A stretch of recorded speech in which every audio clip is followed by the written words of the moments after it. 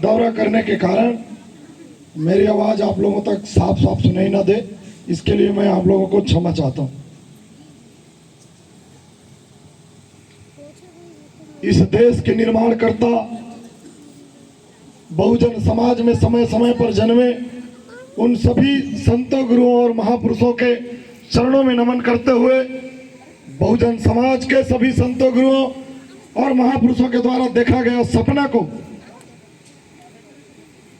2 वर्ष 11 माह 18 दिन में साकार करने वाले विश्व रत्न, सिंबल ऑफ द नॉलेज, बोधिसत्व, भारत रत्न, दुनिया का सर्वश्रेष्ठ संविधान, भारत को लिखित संविधान देने वाले परम पूजनीय बाबा साहब डॉक्टर भीमराव अंबेडकर जी का 132वीं जयंती को हम एक आंदोलन के रूप में मना रहे हैं। सरायपाली के इस धरती पर इस जयंती कार्यक्रम के ऑर्गेनाइजर तमाम बुद्धिजीवी, सामाजिक सोच रखने वाले मेरे क्रांतिकारी गुरुजन, समाज के गणमान्य नागरिक, समाज के रीढ़ की हड्डी, समाज को नया दिशा देने वाले मंच पर आसीन समस्त संगठन के प्रतिनिधि एवं मेरी दीदी श्रीमती चातुरी डिग्रीलाल नंद जी, प्रदेशाध्यक्ष छत्तीसगढ़ चौहान सेना एवं तमाम प्रकार के संगठनों के प्रतिनिधि, आप लोग यहाँ मौजूद हैं, उपस्थित हैं। यह कार्य कोई छोटा मोटा कार्य नहीं है। समाज में जागृति लाना, समाज को जागरूक करना, अपने महापुरुषों को पहचान कराना, अपने अधिकारों को पहचान कराना और समाज को संगठित करने का कार्य करना कोई छोटा मोटा कार्य नहीं है। ये बहुत बड़ा कार्य है और बड़ा कार्य करने में समय लगता है, कठिनाइयों का सामना करना पड़ता है। मैं धन्यवाद ज्ञापित करता हूँ मेरी दीदी जी का, जो मुझे पिछले वर्षों से अनेकों कार्यक्रमों में अपने साथ बैठा करके महापुरुषों का आंदोलन को आगे बढ़ाने में साथ चाहती थी और मैं मेरी दीदी का बाजू को, उनके सीना को चौड़ा करने का समय नहीं दे पा रहा था।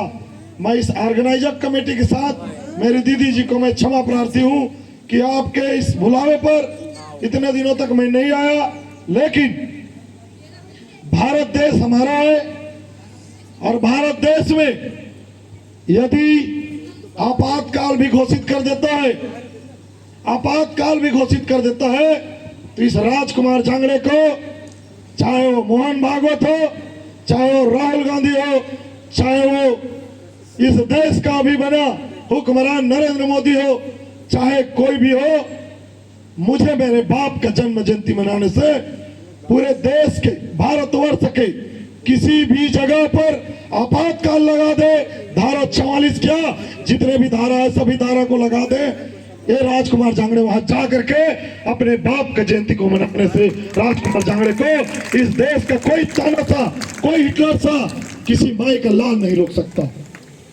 यहाँ धारा 144 किस लिए लागू किया गया है? हमारे महासमुंद जिला में मंच पर आसीन इस मंच के इस कार्यक्रम के ऑर्गेनाइजर कमेटी एवं दूर दराज से चल करके आए तमाम सामाजिक चिंतन मनन करने वाले मेरे युवा साथी, पिता तुल्य बुजुर्गों, मेरे प्यारे बच्चों और इस देश के वीरांगना झलकारी बाई, माता सावित्री बाई फुले, माँ फातिमा शेख नागेली, क्रांतिकारी वीरांगना फूलन देवी की आंदोलन को आगे बढ़ाने के लिए उपस्थिति दर्ज कराने में आज के इस जयंती कार्यक्रम में उपस्थित मेरी माताओं और मेरे क्रांतिकारी बहनों,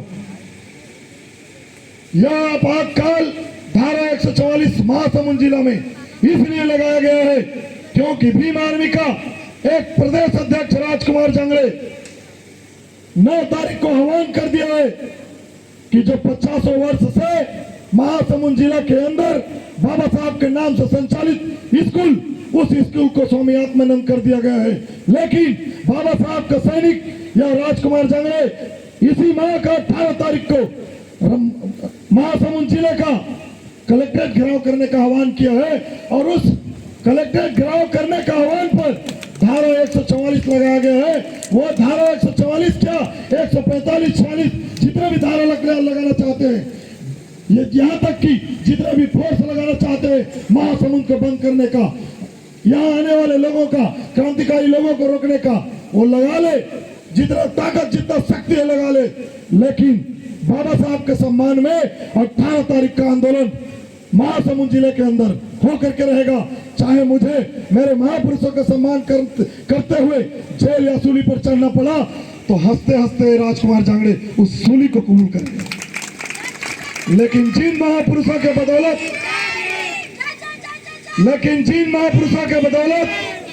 मुझे यह जीवन मिला है, उस महापुरुष को अपमान होते हुए मैं अपने जीवन में नहीं देखूंगा।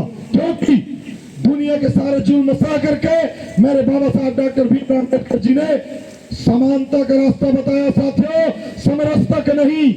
मैं मेरी साहू मैडम जी को कहना चाहता हूं, जो आज इस देश में लोकतंत्र में बाबा साहब का लिखा हुआ 2 वर्ष 11 माह 18 दिन में लिखा हुआ इस भारतीय संविधान में लोकतंत्र में सभी को अधिकार है, और उसी संविधान को, उसी ताकत के बदौलत हमारी बहन जी आज लोकतंत्र में अपना प्रतिनिधित्व कर रही है। समरसता मतलब एक रास्ता बनाया जा सकता है, उस रास्ते पर समरसता का संदेश देने वाले लोग चलेंगे, हम बहुजन लोग नहीं चल पाएंगे, उसको समरसता कहा जाता है। लेकिन मेरे तमाम महापुरुषों ने संदेश दिया है समानता का। हम समानता चाहते हैं, यहाँ बराबरी का हिस्सा चाहते हैं। जिस तरह से मंच पर तमाम प्रकार के संगठनों के प्रतिनिधि और बहुजन समाज के नेतृत्व करता यहाँ अपने उपस्थिति दर्ज कराए हैं, हम उसी तरह से विधानसभा और पार्लियामेंट में, यहाँ तक कि जितने भी सचिवालय है, जितने भी न्यायालय है, उन सभी जगह पर बहुजन समाज का प्रतिनिधित्व चाहते हैं। और जिस दिन वो प्रतिनिधित्व हुआ, हमारा बहुजन समाज सुरक्षित रहेगा और भारत देश पूरा सोने का चिड़िया कहलाएगा। साथियों, इतिहास खोल करके देखिए, हमारे इतिहास को दबाने के लिए विश्व का सर्वश्रेष्ठ और विश्व का सबसे बड़ा बौद्ध विरासत इसी महासमुंद जिले के सिरपुर में है।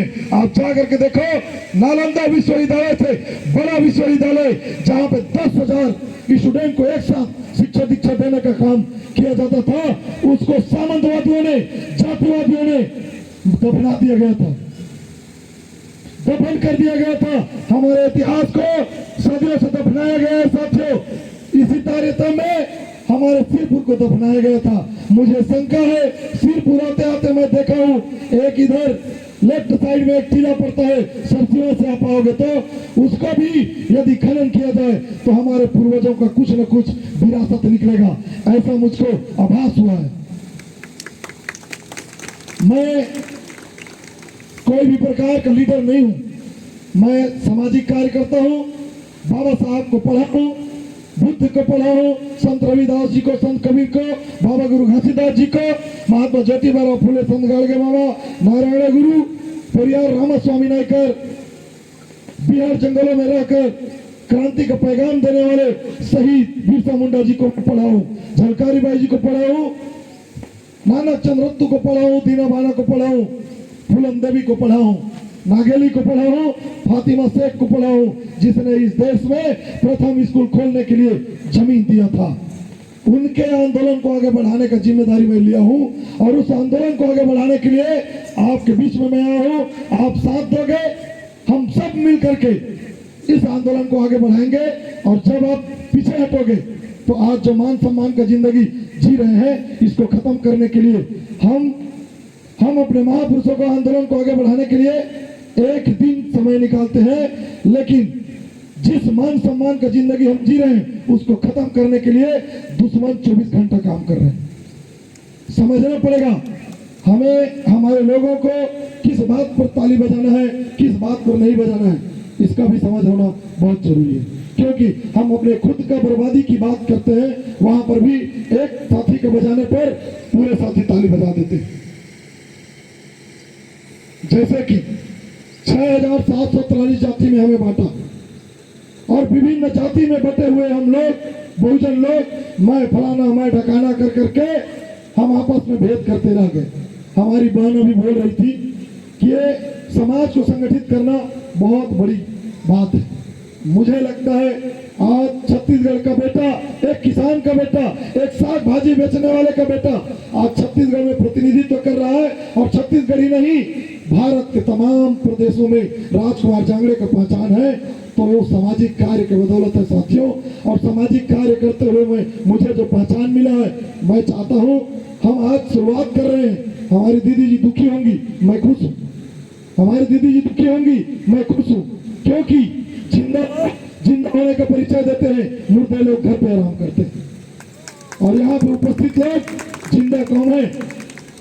जिंदा कौन हम हैं, क्योंकि हमारे महापुरुषों ने कहा है, विधानसभा और पार्लियामेंट सुना है तो सड़क सुना नहीं होना चाहिए। भीम यात्रा निकाला गया, उसी बीच में मैं यहाँ पहुंच चुका था। मैं देखा तो बड़े खुशी हुआ।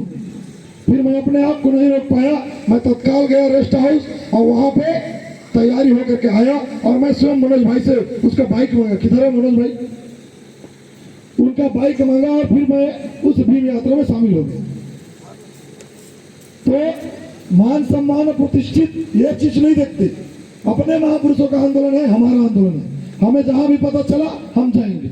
हम इस चीज को बताएं, ये धारा 144 क्या, जितने भी धारा है लगा दे। हम विश्व का सबसे बड़ा संविधान के रचनाकार, जिसके कदमों में झुकने से आज बड़ी बड़ी हस्ती मजबूर है, वो इस संविधान की वजह से है। इस संविधान की वजह से तो इस संविधान की रक्षा के लिए और इसको लिखने वाले बाबा साहब डॉक्टर भीमराव अम्बेडकर जी का जयंती, उनके आंदोलन के लिए इस देश के बिहार जंगल में या समुद्र के अंदर या आसमां के ऊपर या जमीन के ऊपर कहीं पर भी इनके आंदोलन को आगे बढ़ाने की बात आया तो ये प्रशासन में बैठे हुए लोग, ये सरकारी नौकर हमें रोकना चाहेगा। वो अपने ताकत लगा ले, हम रुकने वाले नहीं हैं। क्योंकि दुनिया की सारी जुल्म सह करके बाबा साहब डॉक्टर भीमराव अम्बेडकर जी ने इस देश में तमाम प्रकार के जात मजहब के मानने वाले लोगों के लिए बराबर का अधिकार भारत के संविधान में दिया है। भारत के संविधान में उस बालक ने, जिस बालक को इस देश के स्कूल में बैठकर पढ़ने का अधिकार नहीं था, उस बालक को इस देश के होटलों में पानी पीने का अधिकार नहीं था, उस बालक को जो बैरिस्टर बन के आता है उसको फाइल को फेंक करके दिया जाता है। वो बालक जिन्होंने इस देश में 20 मार्च सन 1927 को महार 14 तलाक का पानी पीने का आंदोलन किया। हम तो इस देश के वो कौम है, हम इस देश के वो कौम है जिसको पानी पीने से रोका गया। हमें क्या सिखाएंगे ये मनुवादी लोग? ये मनुवादी लोग हमें क्या सिखाएंगे? हमें संस्कृत पढ़ने से रोका जाता है। इनका औकात है तो संयुक्त राष्ट्र संघ में जा करके बहुजनों का, बुद्ध का, बाबा साहब का बात को रोकने का काम करके दिखाएं।